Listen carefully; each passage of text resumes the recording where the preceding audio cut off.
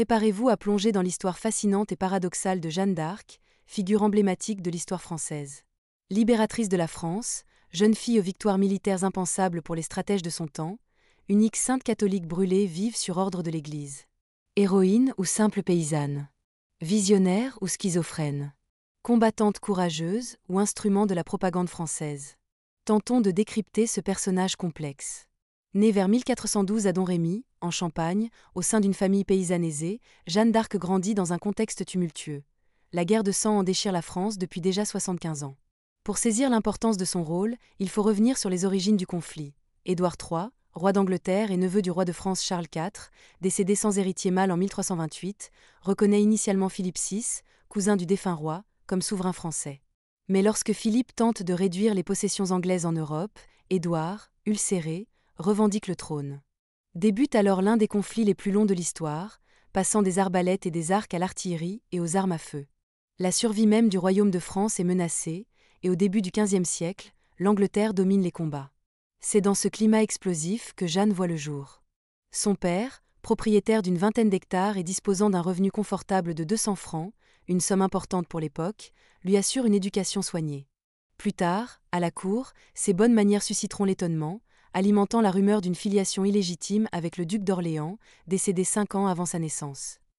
Décrite à la fois comme rebelle, anticonformiste et dotée d'une conduite irréprochable, Jeanne d'Arc présente un profil ambigu. Ce paradoxe trouve un début d'explication en 1456, 25 ans après son exécution et 3 ans après la fin de la guerre de Cent Ans. L'apaisement politique permet alors un examen plus objectif des faits. Les témoignages de ses parrains et marraines dépeignent une enfant paisible, dont la plus grande transgression était de fréquenter discrètement les zones interdites de l'Église. Au sein de l'armée, elle réprimandait les soldats pour leur vulgarité, leur indiscipline et leur manquement religieux. Néanmoins, les soldats restaient des soldats.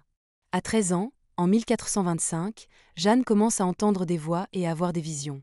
Interprétées comme des signes divins par les croyants, ces manifestations sont attribuées par les sceptiques à une tumeur cérébrale, à de l'épilepsie, voire à de la schizophrénie. Difficile d'établir la vérité, d'autant plus qu'elle a péri sur le bûcher. Cependant, toutes les sources s'accordent sur l'absence de troubles cognitifs, de démence ou d'instabilité émotionnelle chez Jeanne, y compris les chroniques anglaises. Les chercheurs envisagent la possibilité d'une tuberculose bovine ou d'ergotisme, provoquant des hallucinations sans altérer la raison, sans exclure l'authenticité de ces visions dans le contexte d'une Europe médiévale profondément religieuse. À 16 ans, Jeanne se présente à Vaucouleurs et annonce au commandant du château sa mission: lever le siège d'Orléans, faire sacrer un nouveau roi de France, expulser les Anglais. Le capitaine Robert de Baudricourt la renvoie initialement. 3 ans plus tard, elle revient et prédit avec justesse la défaite des troupes françaises dans une bataille imminente. Baudricourt la conduit alors auprès du dauphin Charles VII. Abordons le cœur du sujet, une femme, au Moyen Âge, osant de telles actions. Surprenant? Pas vraiment. Sainte Geneviève, une paysanne, devient le symbole du salut de Paris face aux Huns en 451. Aliénor d'Aquitaine, 2 fois reine de France, défie empereur et pape. La France compte de nombreuses femmes troubadours. Les écrits de Christine de Pisan, contemporaine de Jeanne d'Arc, qui lui a dédié une ballade et a traité de la place des femmes dans la Cité des Dames, résonnent avec les débats actuels des forums féminins. Les thématiques abordées par Christine de Pisan et celles du Forum des femmes eurasiatiques, développement durable, santé, coopération internationale. Technologies. Se rejoignent. La principale différence réside dans le statut des intervenantes. Christine de Pisan était une écrivaine, tandis que des chefs d'État participent aujourd'hui à ces forums. Les préoccupations des individus d'il y a des millénaires peuvent parfois nous paraître plus proches que celles d'il y a 2 ou 3 siècles. Baudricourt est davantage impressionné par le courage de Jeanne que par son genre. Un adolescent de 16 ans aurait probablement été éconduit. C'est la foi inébranlable de Jeanne qui le convainc. Pour sauver la France, un miracle est nécessaire, et Jeanne incarne ce miracle.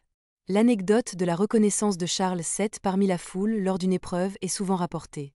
Charles VII se trouve dans une situation précaire, et une erreur de Jeanne aurait pu tout compromettre. Jeanne obtient le commandement des troupes, non pas immédiatement, mais la ferveur religieuse des Français, familiers avec l'histoire de Sainte Geneviève, joue un rôle déterminant. Dans cette situation désespérée, ils sont prêts à croire à n'importe quel miracle. Charles sait instrumentaliser la légende pour se faire couronner et obtenir une légitimité divine par l'intermédiaire de Jeanne. Avec un groupe de volontaires, Jeanne lève le siège d'Orléans en 4 jours. Point de magie, Les Français, souvent supérieurs en nombre, prenaient des décisions désastreuses. Jeanne évite simplement ses erreurs, attire des volontaires, rallie des commandants qui se sentaient abandonnés par le roi, et convainc par son charisme. Première victoire française significative depuis 15 ans, Jeanne devient la pucelle d'Orléans. On la représente souvent à tort avec les cheveux courts et une épée. Elle a effectivement coupé ses cheveux, une nécessité sur les champs de bataille. Son courage est admire, même par les chevaliers neuters. Son statut devient quasi divin, la foi en la victoire se propage. Elle permet le couronnement de Charles VII à Reims, les Anglais s'enfuient. Elle souhaite ensuite prendre Paris, un projet encore plus audacieux que le siège d'Orléans. 10 000 soldats français ne peuvent prendre Paris qu'avec le soutien de la population. L'attaque échoue, l'effet de surprise est dissipé, et les Anglais sont solidement retranchés. Des doutes émergent concernant Jeanne. Après un revers, les succès sont vite oubliés. Elle perd le commandement des troupes. En 1430, elle part avec quelques centaines de volontaires pour secourir Compiègne. Son attaque surprise est éventée, les Bourguignons repoussent l'assaut, la laissant avec une armée 3 fois moins nombreuse. Elle couvre la retraite et est capturée. Les Bourguignons n'étaient pas opposés à un retour de Jeanne en France, mais Charles VII reste inactif, un acte perçu comme une trahison. Les Anglais paient 10 000 livres d'or pour obtenir Jeanne. Le procès est une mascarade. Jeanne répond aux questions avec calme et évite les pièges. On ne parvient pas à la faire condamner pour sorcellerie. Même les conditions de détention ne brisent pas sa volonté. On réussit à lui faire signer une confession d'hérésie qui conduit à son exécution sur le bûcher le 9 mai 1431, à l'âge de 19 ans. Son existence fut un miracle. Sans elle, Orléans serait tombé, et la France aurait peut-être disparu. Elle a insufflé à la France un élan qui a mené à la victoire finale sur les Anglais. En 1456, son procès est révisé et annulé, son innocence reconnue. En 1920, le pape Benoît XV la canonise. Jeanne n'a pas gagné la guerre seule. Elle n'était ni une féministe au sens moderne du terme, ni une grande stratège, mais les circonstances ont convergé au bon moment et au bon endroit. Elle est devenue un symbole de la France, une inspiration pour des millions de femmes qui ont conquis leurs droits par la suite. Si cette histoire vous a captivé, n'hésitez pas à liker, vous abonner et laisser un commentaire. À bientôt.